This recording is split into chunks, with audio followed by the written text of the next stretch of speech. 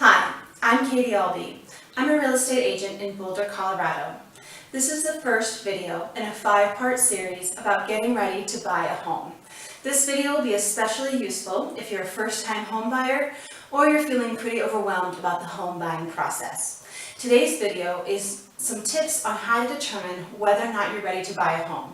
Now, there are many points that might factor into your consideration about whether or not you're ready to buy a home, but here are some most important tips that I'd really like you to take a look at. The first is, are you in a stable job? This is really going to make a difference if you cannot buy a home in cash and you need to get a loan. If you're in a job where you get a regular paycheck every month or every 2 weeks, so long as you've been in a job for at least a couple months, a lender will look at that favorably. Now, if you work for yourself, you're going to need to have a longer-term plan here. For most lenders, it's important that you're able to show a stable income for at least the past 2 years. If you haven't gotten to that point yet, this is good information for you. It's something to start to think about so you can develop a plan on getting ready to buy a home. The next thing is, could your rent, if you were to rent out the home, be equal to or greater than the mortgage? And don't forget to consider other costs like electricity bills and home insurance. Now, you'll hear out there from a lot of people, don't buy a home if you think you want to take some risks, if you want to travel, if you want to change careers, and I don't think that's necessarily the best advice. For example, in Boulder, Colorado, about 10 years ago, I bought a home.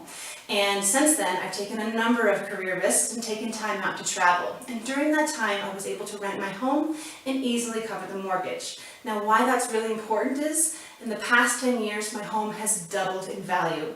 If I had sat on the sidelines and not done that because I knew I wanted to take some risks, I would be losing out on all of that equity. The next thing to think about is, are you buying in a stable area? We all know of plenty of places and homeowners who are underwater because of the last economic recession. Their home just simply lost way too much value.